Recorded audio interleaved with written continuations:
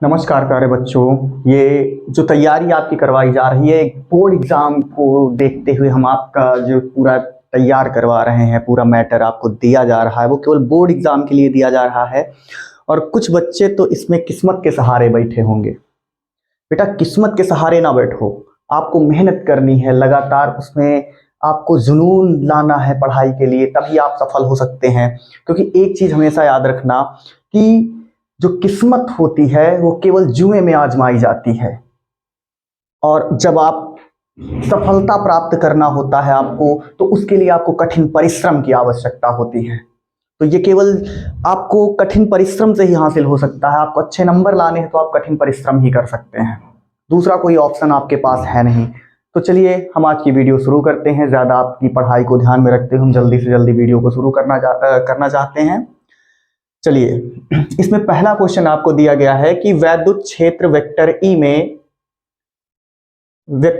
Vector P आघूर्ण वाले द्विध्रुव पर लगने वाला बल युग्म का आघूर्ण है। बेटा, इसमें अधिकतर कंफ्यूजन हो जाती है हमको P क्रॉस E और E क्रॉस P में, लेकिन हमको याद रखना है कि जो हमारे पास फॉर्मूला होता है वो होता है बेटा टाउ बराबर फॉर्मूला होता है PE साइन थीटा। यहां से आप याद रखेंगे, ये सारी की सारी होती हैं वेक्टर राशियां।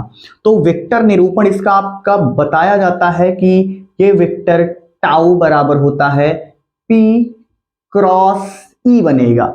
और P क्रॉस E का मतलब, कभी भी आप जब E क्रॉस P लिखते हो, जैसे मान लो कि ऑप्शन में है E क्रॉस P, तो क्या हम E क्रॉस P क्यों नहीं लिख सकते हैं? E क्रॉस P भी लिखा जा सकता है। नहीं लिखा जा सकता? क्यों नहीं लिखा जा सकता? क्योंकि ये वेक्टर राशियां हैं, और वेक्टर राशियां कभी भी क्रम विनिमय नियम का पालन नहीं करती हैं, इसलिए इनके स्थान को परिवर्तित नहीं कर सकते हैं। तो इसका ऑप्शन, जो सही ऑप्शन होता है वो क्या है? P cross E। यानी पहला वाला जो आपका क्वेश्चन है उसका जो आंसर होगा वो बी ऑप्शन आपका सही होगा।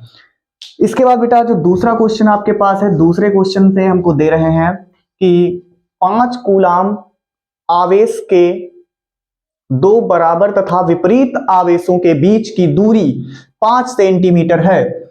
इसका वैद्युत आघूर्ण है, वैद्युत द्विध्रुव आघूर्ण है। बेटा, सबसे पहले देखो, हमको यहां पे दो चीजें क्लियर होनी चाहिए।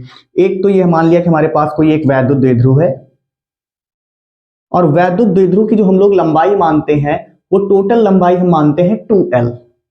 तो जब भी आपको जैसे कह दिया जाए कि ये दो आपके पास विपरीत आवेश हैं 5 कूलाम के, तो मान लिया ये कि -5 है, और ये हो गया हमारा +5 कूलाम का, और इनके बीच की दूरी देखो, दो बराबर तथा विपरीत आवेशों के बीच की दूरी 5 सेंटीमीटर है। तो ये जो 5 सेंटीमीटर दिया हुआ है, ये पूरा का पूरा 2L का मान होता है, ना कि केवल L का मान।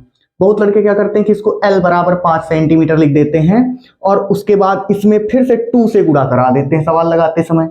तो ये आपकी गलती हो जाती है। हमेशा आपको 2L बराबर 5 सेंटीमीटर मानना है। कितना? 5 सेंटीमीटर। चलिए, अब ये कमी आपकी नहीं होनी चाहिए सवाल लगाते समय। तो हम लोग करेंगे क्या कि यहां पर देखते हैं 5 कूलाम का आवेश, यानी Q बराबर हो गया 5 कूलाम। उसके बाद बेटा इनके बीच की दूरी अर्थात 2L बराबर हो जाएगा 5 सेंटीमीटर। सेंटीमीटर को चेंज कर लेंगे मीटर में, तो हो जाएगा 5 × 10⁻² मीटर। इतना हो जाएगा। अब फॉर्मूला हमारा क्या होता है? निकालना है वैद्युत द्विध्रुव आघूर्ण। तो वैद्युत द्विध्रुव आघूर्ण P बराबर, हमेशा ये फॉर्मूला Q × 2L करके लगाना। तो P बराबर Q का मान 5 और 2L का मान हो जाएगा 5 × 10⁻²। तो ये आ जाएगा P बराबर 25 × 10⁻² मीटर। तो कौन सा ऑप्शन सही होगा आपका? पहला। और इसका मात्रक क्या हो जाएगा? आवेश का मात्रक कूलाम, और उसके बाद दूरी का मात्रक मीटर, तो कूलाम मीटर। ये आपका दूसरा ऑप्शन सही हो जाएगा। इसी तरीके से अगर बेटा हम देखें तो आपका ये जो अगला सवाल है, अगले सवाल में बेटा हमको एक चीज दिए हैं। इसमें क्या दिए हैं? सेम सवाल, जैसे इसमें केवल क्या है कि 5 है, इसमें 2 माइक्रो कूलाम है, तो माइक्रो कूलाम हमको पता है, माइक्रो कूलाम को हम सबसे पहले चेंज करेंगे कूलाम में। चलिए देखते हैं सवाल। 2 माइक्रो कूलाम दिया हुआ है, कितना 2, तो आवेश इस बार दिया हुआ है 2 माइक्रो कूलाम, कितना बेटा 2 माइक्रो कूलाम।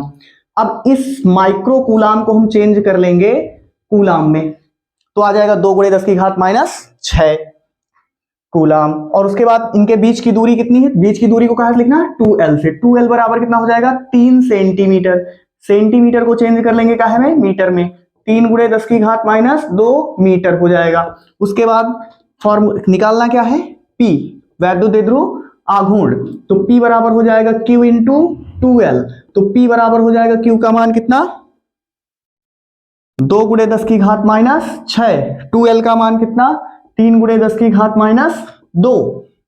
इसको जब आप सॉल्व करोगे तो P बराबर आ जाएगा 6 × 10⁸ और इसका मात्रक हो जाएगा कूलाम मीटर।